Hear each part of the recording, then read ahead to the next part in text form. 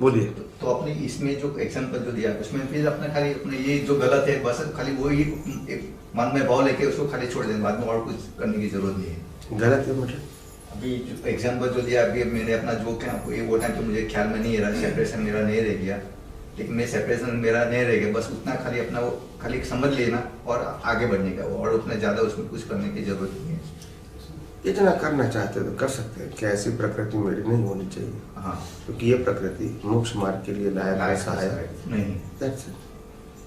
बस उतनी और कुछ अपना ज़्यादा करने की कोई डीप में जरूरत जाने की जरूरत नहीं। ये इसको करेक्शन नहीं करना है, बीच में करेक्शन करना है। और उतना खाली अपने भाव अपने को खाली कर देना है। ओके या क्योंकि अभी वो लास्ट टाइम भी मैं अपने बात किया था ना, कोई कुन आचार्य ने भी बोला ना कि अपना जैसे अपना जे के प्रतिक्रमण करना, किसके अपना गुरु के सामने अपना पूरा वो जो करना सब जो चीज है वो तो पॉट ऑफ द पॉइजन है। क्या है? पॉइजन है। Poison, pot of the poison है। तो वहां तक कुन आचार्य ने बोला।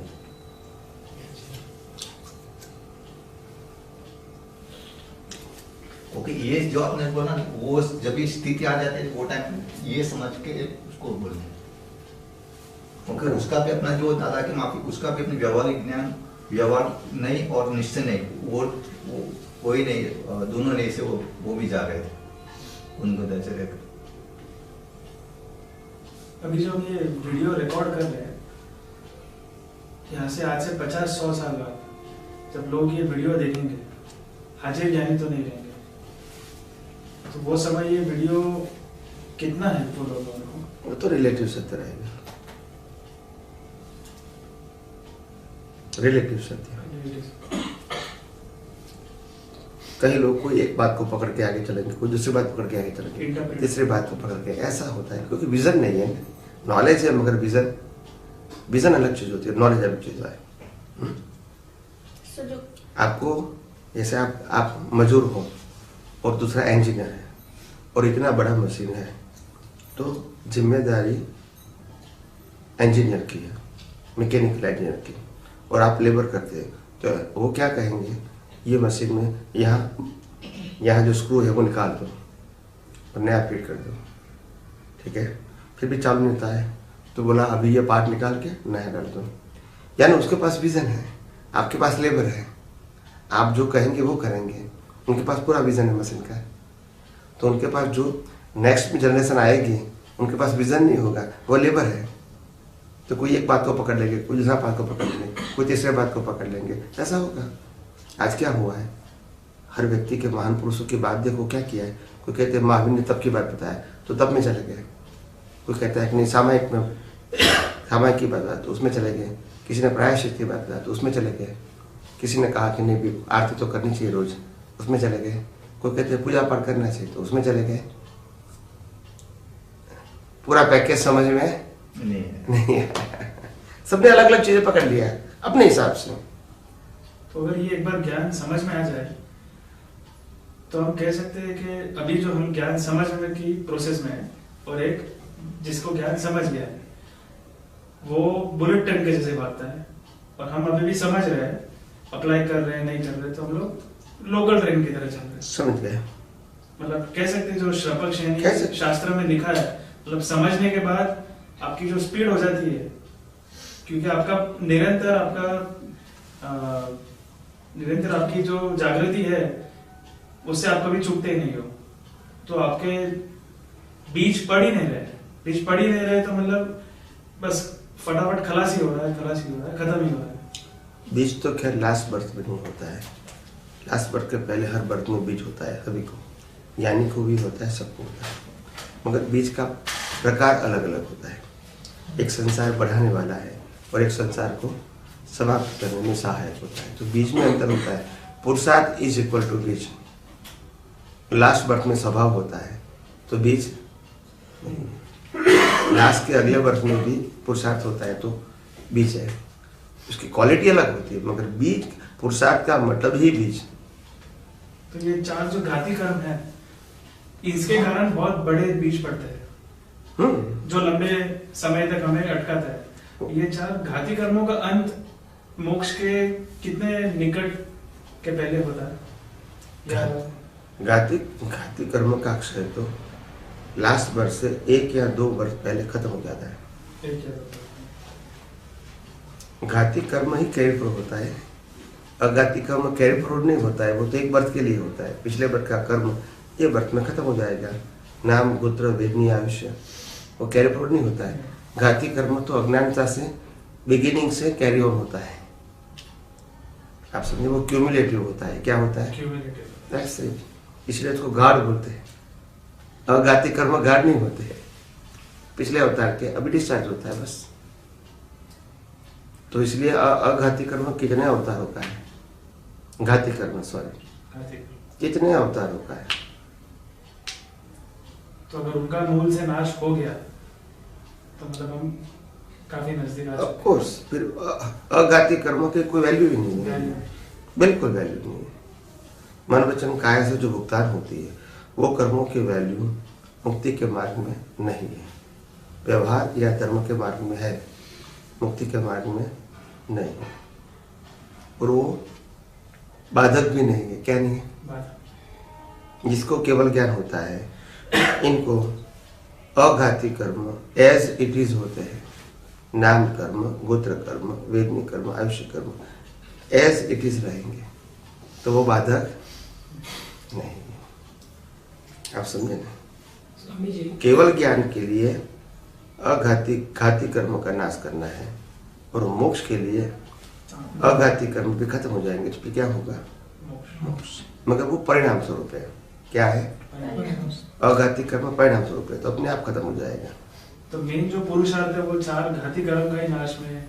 पुरुषार्थ मेजर पुरुषार्थ जैसे सिमंदर स्वामी है तो केवल ज्ञान हो गया है, तो घाती कर्म अक्षय हो गया, अघाती कर्म बाकी है, तो वो लाइफ है उनके, मगर उसमें पुरुषार्थ नहीं है, वो केवल ज्ञान तो हो गए हैं।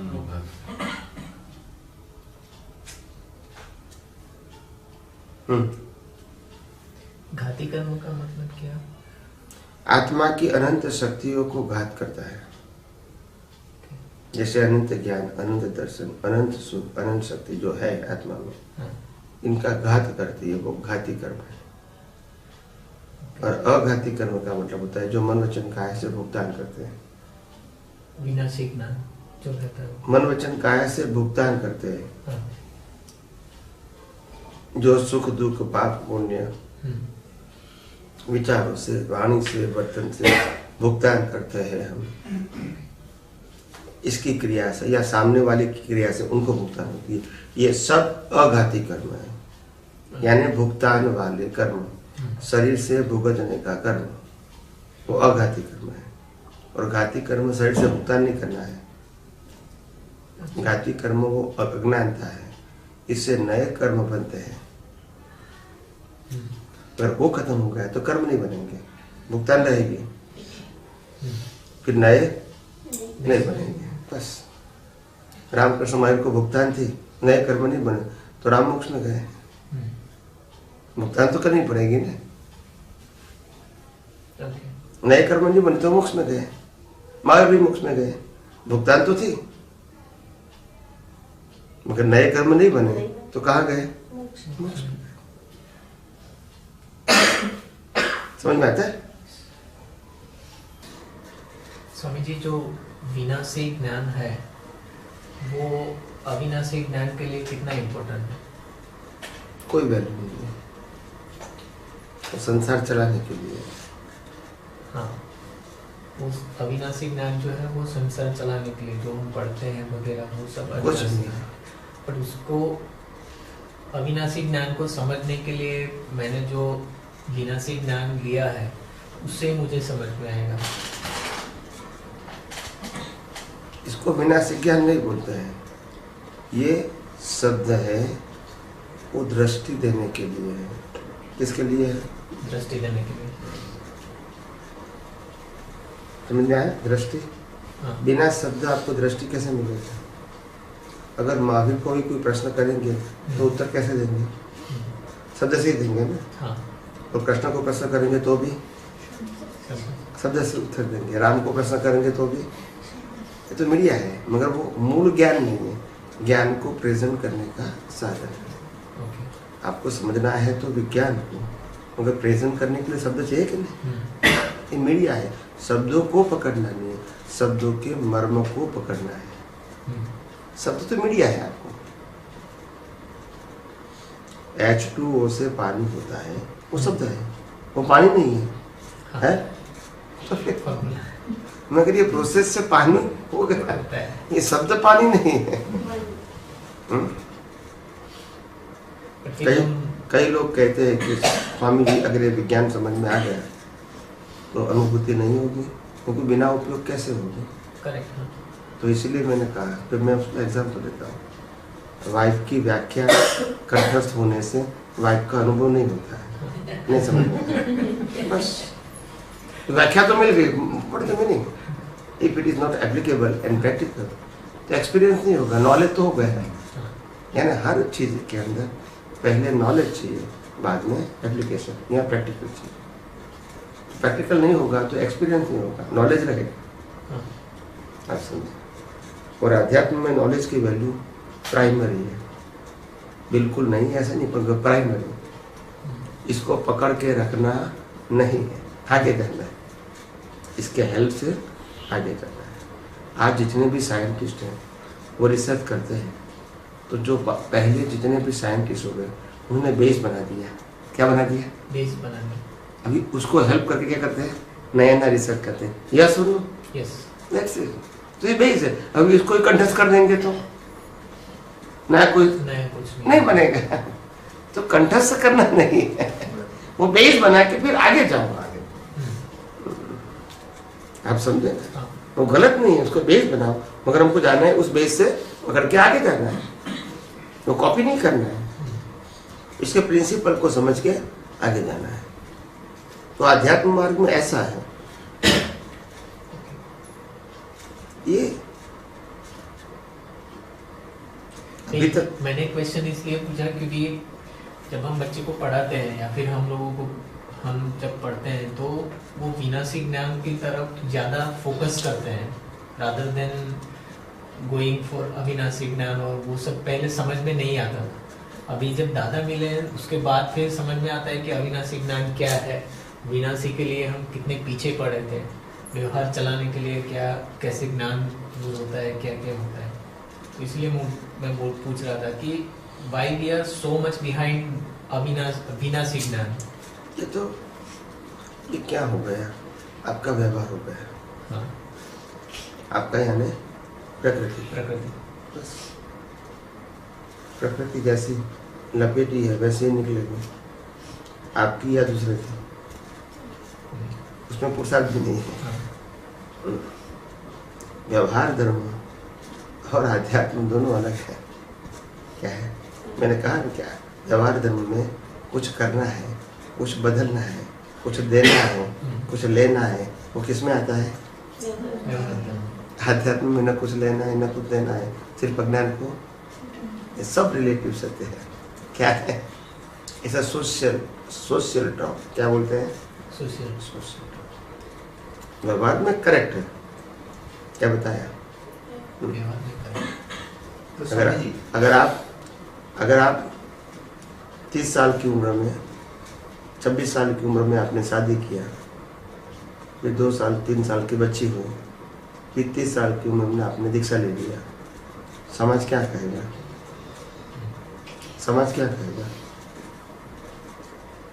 Question on me, my character also question करेंगे मेरे ऊपर कि क्या ऐसे क्यों किया। मगर महावीर को नहीं करेंगे। तो ये बात समझनी है। जिसको संसार की पड़ी नहीं है उनके लिए रिलेटिव सत्य इम्पोर्टेंट नहीं है। जो संसार आध्यात्म और धर्म दोनों साथ में रखते हैं उनके लिए इम्पोर्टेंट है हर बात। हर बात में समझना है। दृष्टि is important, circumstances are not important. लोग तो कहेंगे, महावीर को भी कहा था, उनकी धर्मपत्नी कभी मिलने के लिए नहीं गए।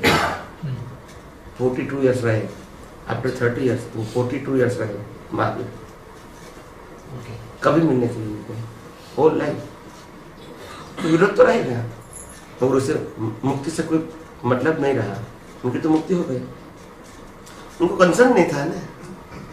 क्या नहीं था? उन्होंने महावीर ने अपने शरीर को अपना नहीं माना, not ownership and not doership. समाज तो ये देखेंगे ना कि आपने किया, ये समाज की दृष्टि है। माँ बाप की दृष्टि थी नहीं थी।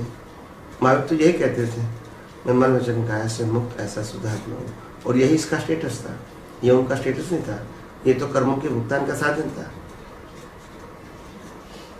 इसमें डूअरशिप ओनरशिप होती है तो कर्म बंद होता, और सिर्फ ओनरशिप डूअरशिप नहीं थी क्योंकि अज्ञान नहीं था।